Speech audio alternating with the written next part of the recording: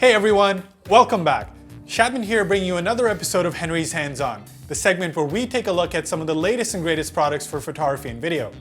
Today, we're excited to showcase Canon's latest entry into their mirrorless lineup, the EOS M50.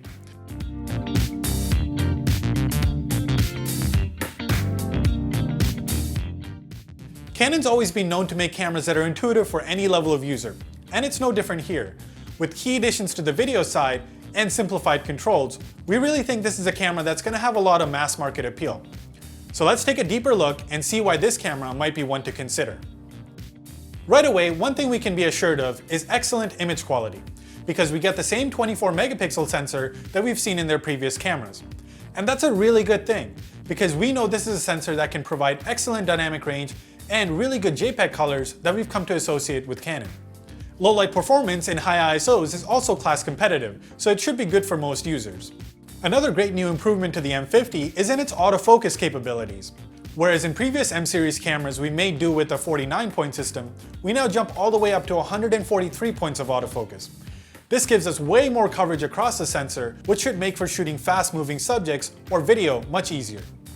Another great new addition to the M50, and what we think is a step in the right direction for Canon, is its introduction of the eye autofocus system.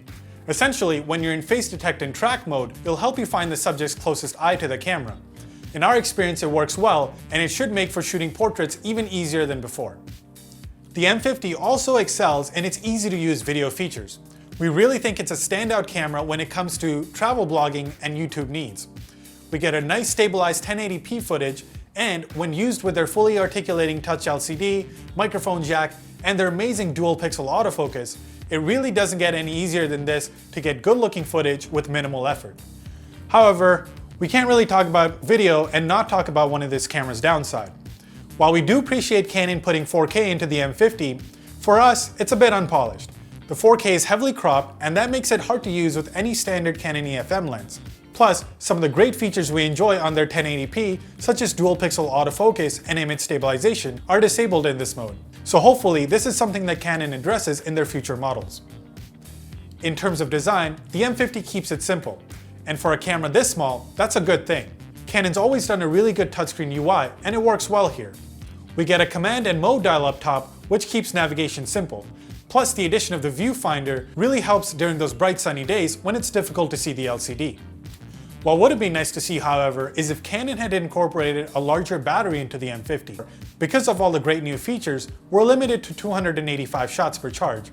Last but not least, the addition of Bluetooth is great. Not only does it allow for easy pairing, we can now send photos to our phone as we're shooting.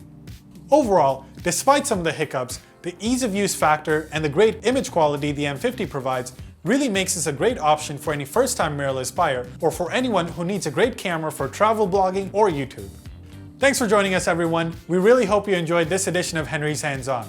For more info, check out our website, our social media channels, or come visit any one of our great Henry's locations across Canada. As always, if you have any questions, please feel free to leave them in the comments below. Until next time, this was Shadman from Henry's. Happy shooting, everyone.